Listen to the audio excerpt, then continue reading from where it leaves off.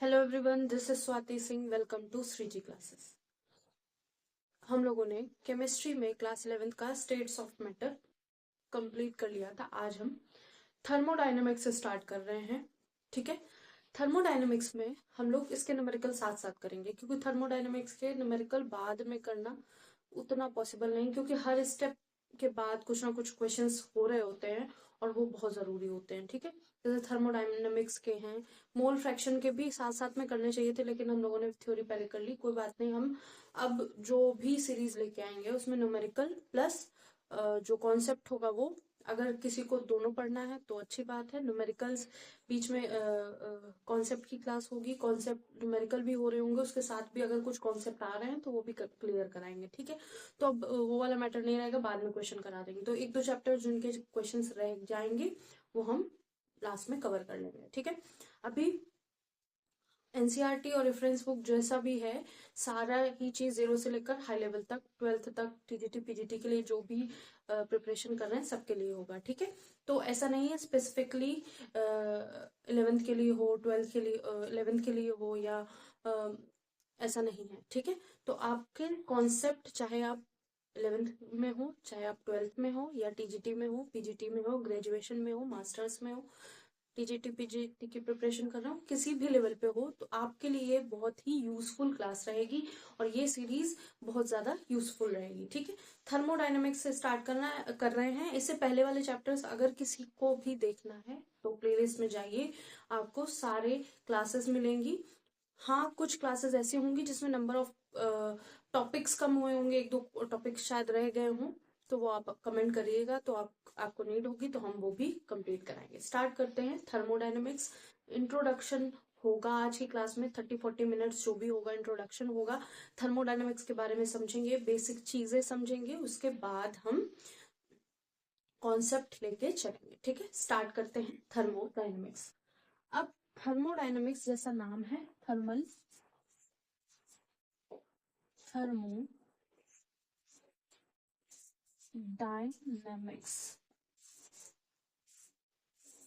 ये जो वर्ड है इसमें थर्मो का मतलब है हीट।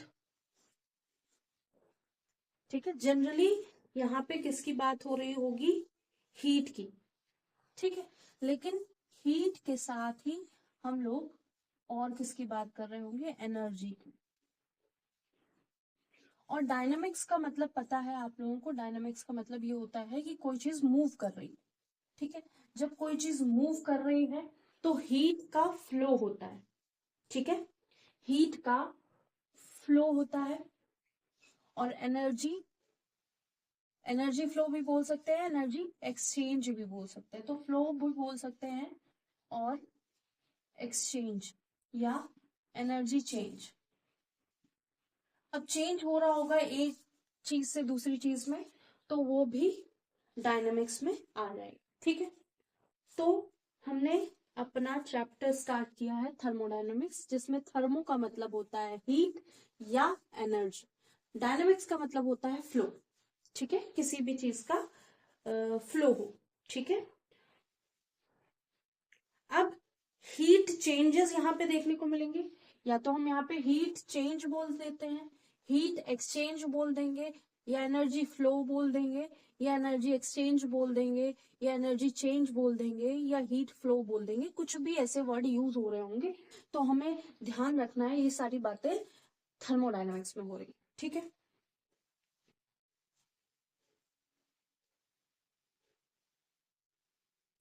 अब इनिशियली क्या था, हम लोगों ने हीट के बारे में बात करी थी इस चैप्टर में।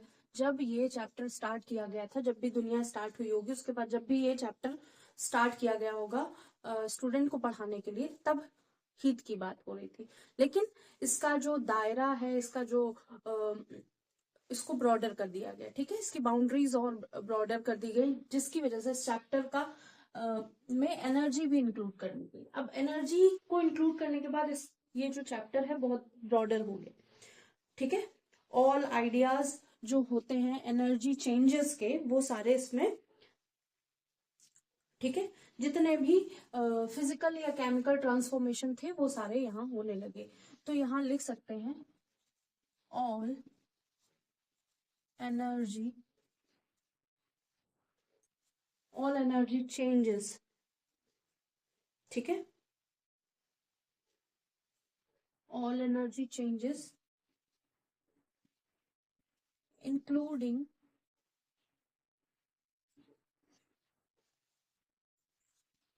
फिजिकल एंड केमिकल चेंज, चाहे वो फिजिकली कोई चेंजेस आ रहे हों या केमिकल चेंजेस आ रहे हों, वो सारे क्या हो गए हमारे थर्मोडायनेमिक्स में हम लोगों ने कंसिडर करने लगे, ठीक है। अभी तक कोई ऐसी डेफिनेशन नहीं हम लोगों ने करी है, हम लोगों ने बस ये समझा है हीट का फ्लो हो रहा होगा, एनर्जी एक्सचेंज हो रही होगी, एनर्जी चेंज हो रही होगी, और जो भी जितने भी टाइप के एनर्जी चेंजेस हो रहे होंगे चाहे वो फिजिकली या केमिकली, सब हम इसमें देखेंगे, ठीक है। अब हम इस चैप्टर में क्या क्या पढ़ने वाले हैं, तो पहली चीज हम यहाँ पे पढ़ेंगे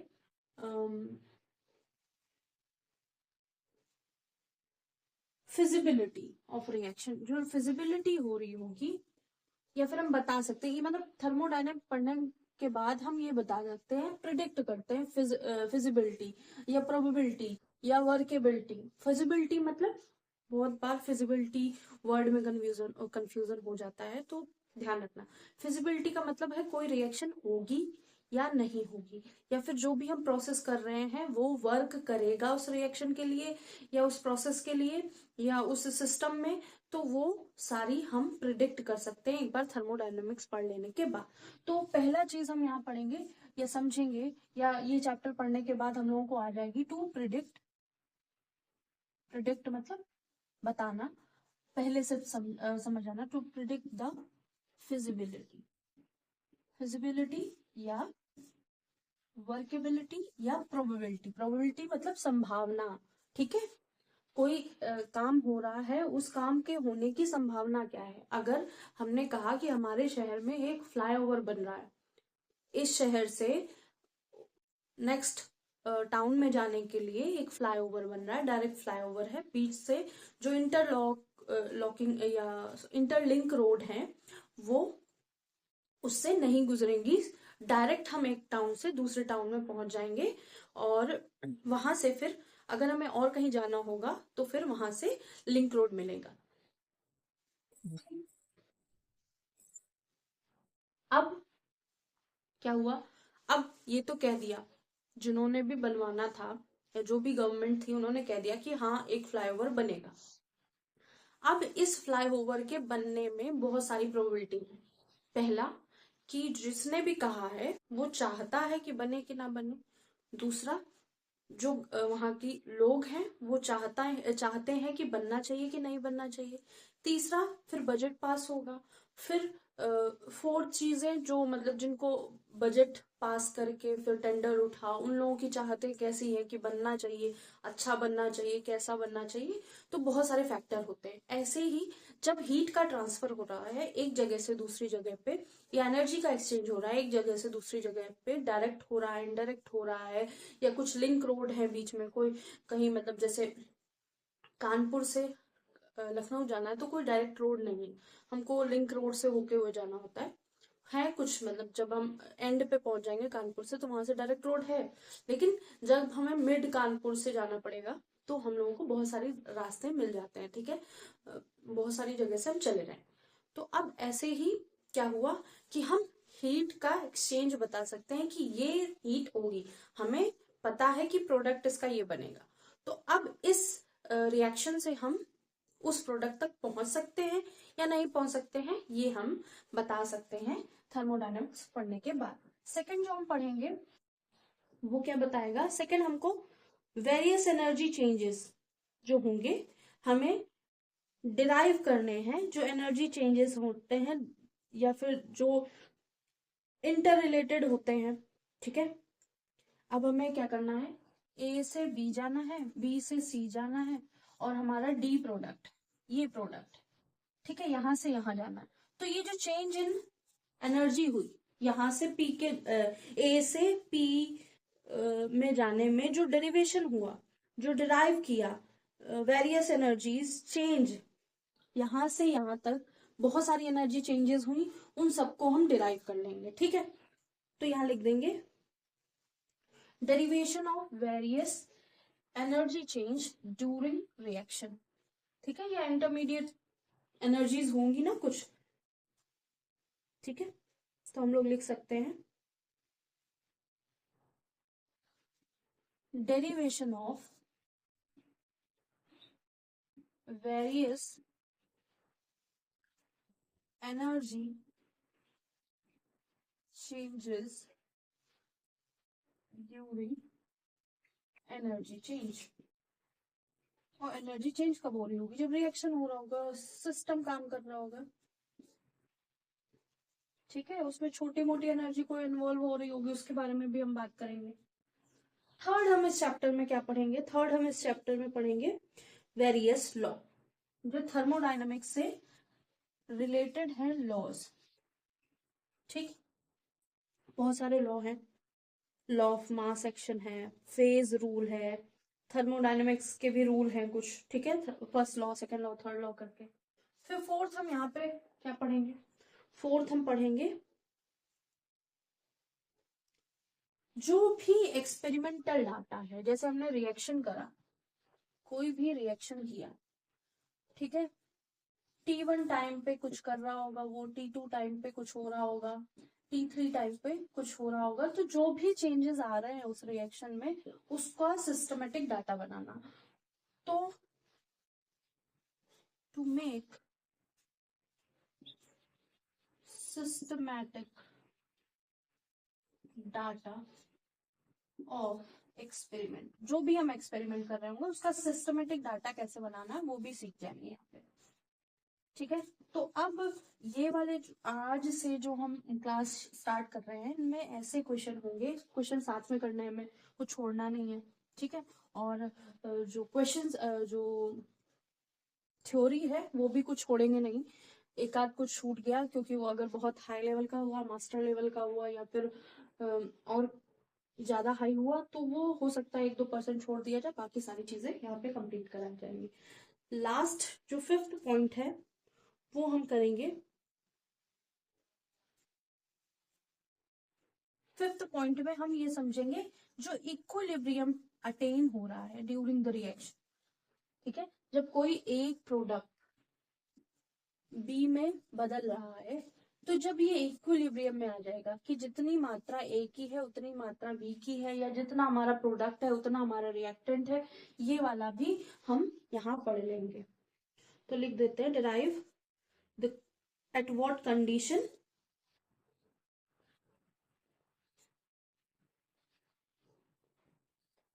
तो फिफ्थ पॉइंट लिखेंगे at what condition equilibrium is attend.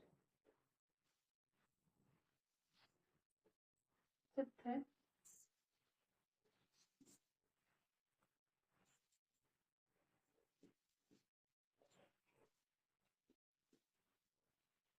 तो ये तो बेसिक बेसिक चीजें हम इस चैप्टर में के पढ़ने के बाद हम समझ जाएंगे। इक्विलिब्रियम अटेन होगा उससे पहले हम जो भी चीजें कंडीशन लगानी है कि इक्विलिब्रियम कब स्टेब्लिश होगा, कितना टाइम लगेगा, या किस फेज में होगा, तो वो सारी कंडीशन हम देख लेंगे, ठीक है। तो ये सारी चीजें हमें इस चैप्टर के बाद आ जाएंगी।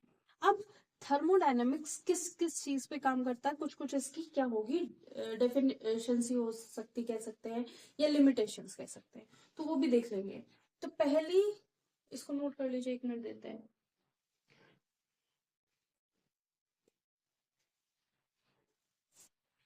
तो जो थर्मोडायनेमिक्स है हमारा, सुनते जाइए, लिख लीजिएगा, जो थर्मोडायनेमिक्स है हमारा वो एक बल्क में काम करेगा, ठीक है। वो एक छोटे एटॉमिक लेवल पे काम नहीं कर रहा होगा, ठीक है।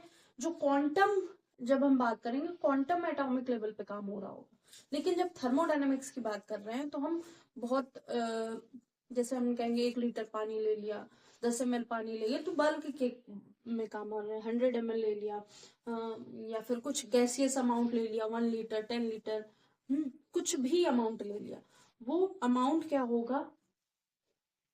बल्क का अमाउंट होगा, वो एटॉमिक लेवल या मॉलिक्यूलर लेवल का नहीं होगा,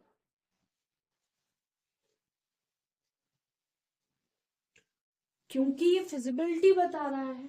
अब सेकेंड पॉइंट इस ये नोट हो गया होगा, इसका लिख लेते हैं हम सारे points.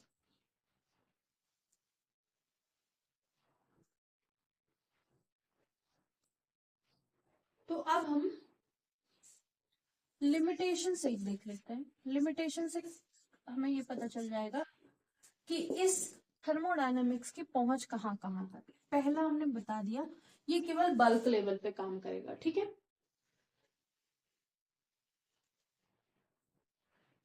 Laws of thermodynamics work on bulk, ठीक है, bulk of matter.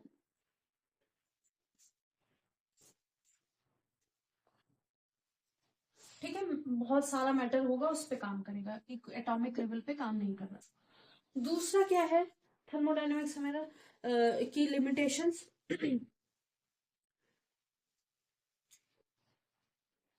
Thermodynamics feasibility तो बताता है लेकिन रेट ऑफ रिएक्शन नहीं बताता है।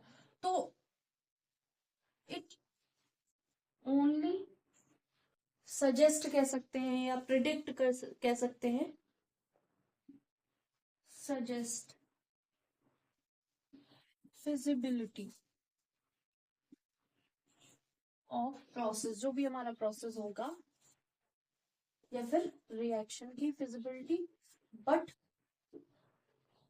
Not about the rate of reaction. Rate of reaction के बारे में कौन बात करेगा? रेट ऑफ रिएक्शन के बारे में हमारा केमिकल काइनेटिक्स बात करेगा। चैप्टर कंप्लीट हो गया है, क्लास 12 का चैप्टर है, किसी को पढ़ना है तो जाके आप पढ़ सकते हैं। उसके क्वेश्चन अभी नहीं कराए गए हैं, उसके क्वेश्चन भी स्टार्ट होंगे। ये जो करंट में कोविड चैप्टर का चल रहा होगा हमारा न्यूमेरिकल, उसके बाद।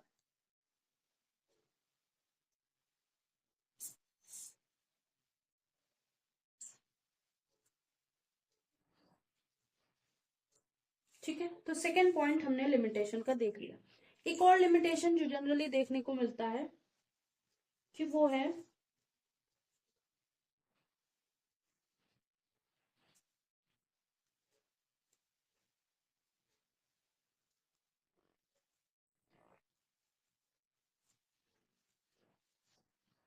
थर्ड पॉइंट क्या है कि ये इक्विलिब्रियम की कंडीशन पे तो बता रहा है कि रिएक्शन कैसी हो रही है, लेकिन उससे पहले बताने में असमर्थ है।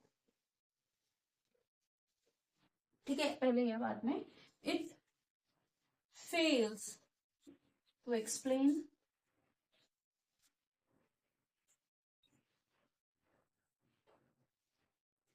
ये about the system away from the nuclear. It fails to explain about the system, ये सिस्टम या प्रोसेस जो भी हो रहा होगा, अवे फ्रॉम इक्विलिब्रियम। इक्विलिब्रियम से पहले बाद में ये कुछ नहीं बता पा रहा होगा।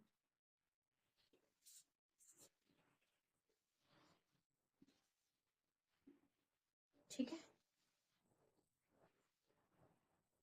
कंडीशन तो इक्विलिब्रियम की बता देगा, लेकिन उससे पहले रिएक्शंस के बारे में बहुत सारी जानकारी ये नहीं दे पा रहा। तो ये हो गई लिमिटेशंस। ठीक है, तो जो भी चीजें थर्मोडायनेमिक्स की बात हो रही होगी वो बल्क में बात कर रहे होंगे हम, उसका 10 ml 1 ml 100 ml, जिसमें बहुत सारे नंबर ऑफ मॉलिक्यूल्स जुड़े हुए होंगे, क्योंकि 1 ml में भी बहुत सारे मॉलिक्यूल्स होंगे। हमें दिखेगा कि हाँ ये अमाउंट 1 ml है, 10 ml है, 5 ml है, 50 ml है, 100 ml है, 1000 ml है या 1 लीटर है, तो हमको बल्क में काम होता दिखेगा। ठीक है, अब दूसरा है कि हम एटॉमिक लेवल पे बात नहीं कर पाएंगे, इसकी फिजिबिलिटी तो बता देंगे कि रिएक्शन हो रहा है, लेकिन रेट ऑफ रिएक्शन इस प्रोसेस से नहीं बता पाएंगे। ठीक है, हम ये बता दे सकते हैं कि कौन कौन सी कंडीशन पे हमारा जो सिस्टम है या प्रोसेस है या रिएक्शन है वो इक्विलिब्रियम अटेन कर रही है, लेकिन ये नहीं बता पाएंगे उस इक्विलिब्रियम से पहले उसकी कंडीशन या उसके चेंजेस, उसकी कुछ भी प्रोसेस है वो हम नहीं बता पाएंगे सिस्टम के बारे में इक्विलिब्रियम से पहले। ठीक है। अब जो बेसिक बेसिक चीजें आज करेंगे कि थर्मोडायनेमिक्स में क्या क्या हम यूज कर रहे हैं, किस किस के बारे में बात करें, ठीक है। तो उसको नोट कर लिया हो। वैसे लिमिटेशंस पूछी नहीं जाती हैं, बाय चांस कभी पूछ दी गई तो उसके लिए ये आप देख सकते हैं, 3 लिमिटेशन तो मेन मेन है।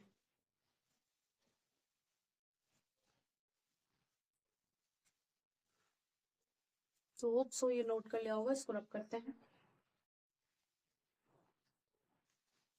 अब मेन मेन जो 4 चीजें हमें समझनी है थर्मोडायनेमिक्स में, पहली हमारे पास क्या होगा, सिस्टम नहीं, पहला हमारा होगा यूनिवर्स, ठीक है। हम जो भी एक्सपेरिमेंट कर रहे हैं यूनिवर्स में ही कर रहे हैं, क्योंकि हम यूनिवर्स का हिस्सा हैं। सेकेंड है सिस्टम।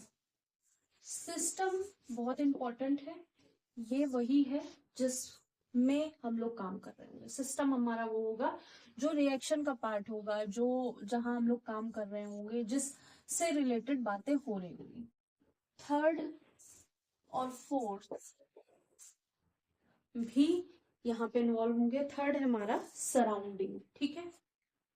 सराउंडिंग, इसके बारे में बहुत ज्यादा बात नहीं होगी लेकिन इंपॉर्टेंट है, ठीक है। फिर है बाउंड्री। बाउंड्री, ठीक है। इसकी बात कभी नहीं होगी लेकिन अंडरस्टूड होगा ये है का, ठीक है। तो सिस्टम, सराउंडिंग, बाउंड्री, यूनिवर्स। अब यूनिवर्स इज इक्वल टू क्या होता है, system plus surrounding plus boundary. वैसे जनरली टीचर्स या ज्यादातर हम लोग भी पढ़ाते हैं तो सिस्टम और सराउंडिंग ही मिला के यूनिवर्स बनाता है, क्योंकि जो सराउंडिंग है उसी में ही क्या है, बाउंड्री। अब क्या है यूनिवर्स, क्या है यूनिवर्स, पूरा ब्रह्मांड, ठीक है। जो भी चीजें हैं इस पृथ्वी पे, मंगल ग्रह पे, यूरेनस पे, प्लूटो में, कहीं भी, ठीक है। सन, मून, सेलेस्टियल बॉडी, कुछ भी है, सब यूनिवर्स, ठीक है। सिस्टम क्या होगा, अगर हमने एक फ्लास्क लिया, उसके अंदर पानी डाला, उसमें क्या कर दिया, सॉल्ट डाल दिया।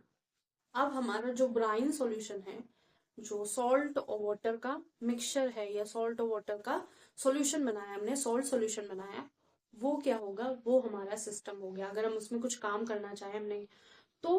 अब जब हम बात करेंगे, ये हमने फ्लास्क लिया, इसमें हमने थोड़ा सा वाटर लिया और कुछ अमाउंट ऑफ क्या ले लिया, सॉल्ट।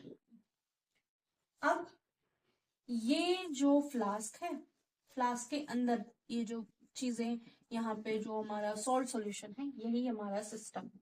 उस सिस्टम का हिस्सा ये फ्लास्क, ठीक है।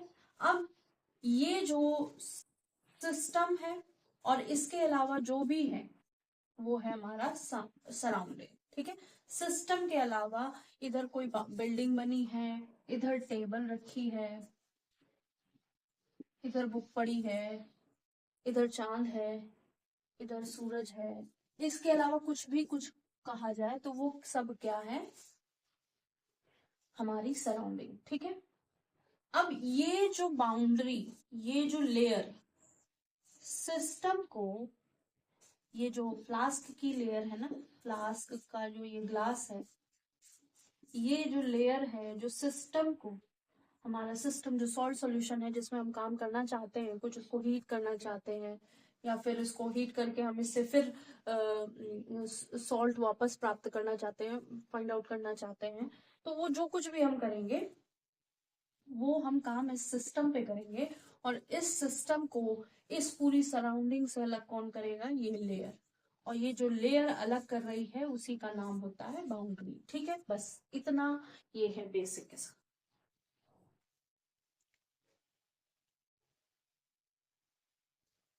तो यूनिवर्स के बारे में जब बात करेंगे तो यूनिवर्स क्या होता है, system and its surrounding. System होगा, उसके सराउंडिंग जो भी चीजें होंगी वो सब यूनिवर्स में गिना जाएगा, और बाउंड्री भी सिस्टम का हिस्सा होता है, ठीक है। तो अब इसमें तो कुछ नोट नहीं करना, इसका इसका एक एक लाइन लिखनी होगी, वो लिख लेंगे।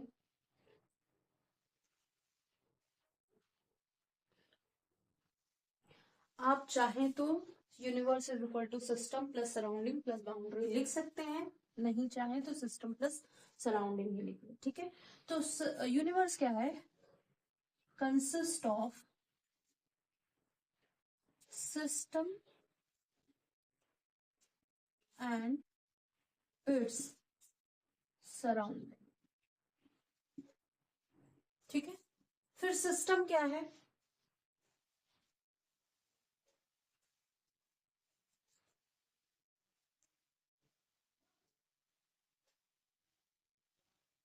ठीक है, सिस्टम क्या है, स्पेसिफिक पार्ट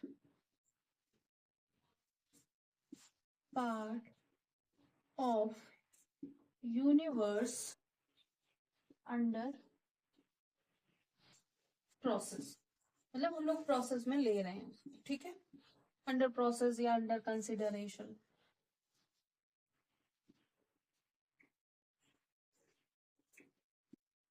ठीक है, कुछ भी हो सकता है। सराउंडिंग क्या है, रिमेनिंग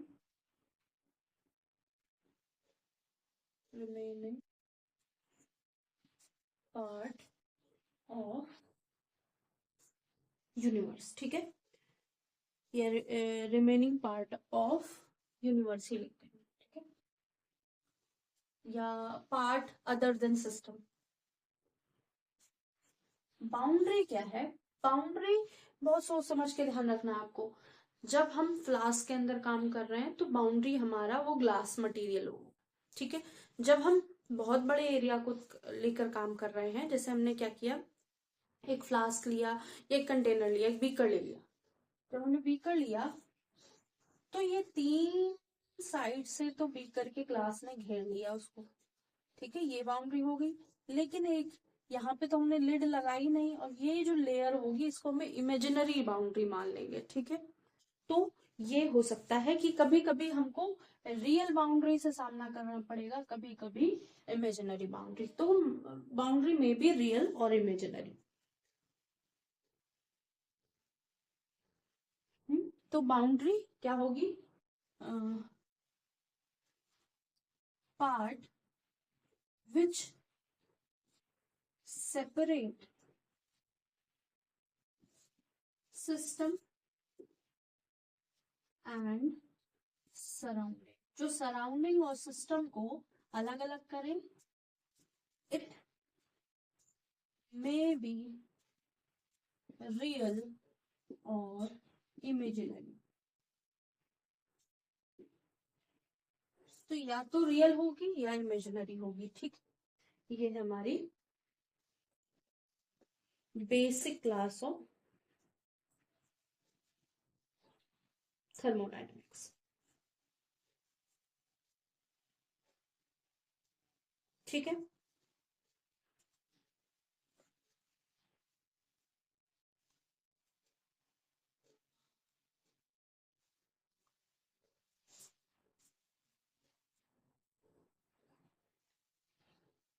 इसको नोट कर लीजिए, कभी कभी पूछ देते हैं कि क्या यूनिवर्स क्या है, सिस्टम क्या है, सराउंडिंग क्या है, बाउंड्री क्या है, वो बहुत बेसिक क्लास में पूछ लेते हैं।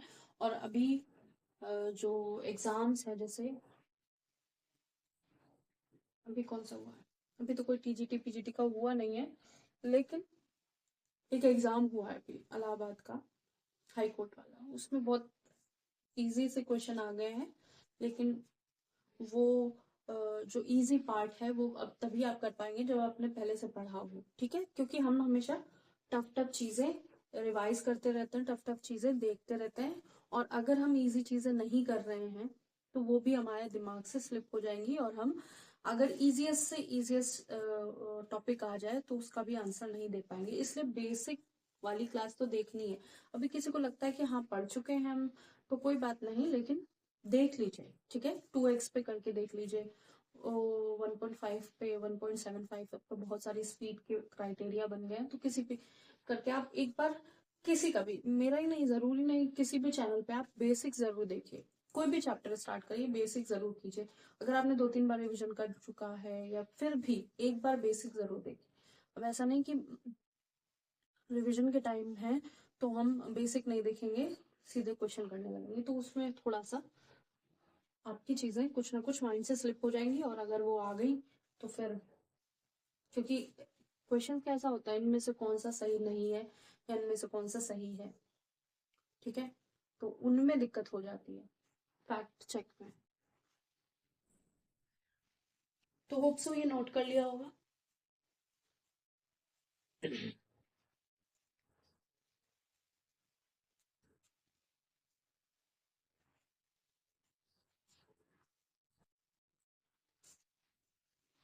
तो होप सो आज की जो इंट्रोडक्शन क्लास होगी वो समझ में आई होगी आपको। नेक्स्ट क्लास में हम टाइप्स ऑफ सिस्टम करेंगे। अब जो भी बात होगी सिस्टम के बारे में होगी, ठीक है। यूनिवर्स के बारे में बहुत ज्यादा बात नहीं हो रही होगी, सराउंडिंग के बारे में बहुत ज्यादा बात नहीं हो रही होगी, बाउंड्री के बारे में भी बहुत ज्यादा बात नहीं हो रही होगी, क्योंकि जब हम क्वेश्चन करेंगे या कोई प्रोसेस करेंगे तो हमें पता चल जाएगा कि हाँ यहाँ पे बाउंड्री है, हाँ यहाँ पे बाउंड्री नहीं है। तो ठीक है, तो अब हम टाइप्स ऑफ सिस्टम के बारे में नेक्स्ट क्लास में बात करेंगे, जैसे होमोजीनियस सिस्टम, हेट्रोजीनियस सिस्टम, फिर उसके बाद ओपन क्लोज, आइसोलेटेड सिस्टम, ये सारे सिस्टम की बात। तो होप सो आज की क्लास समझ में आई होगी।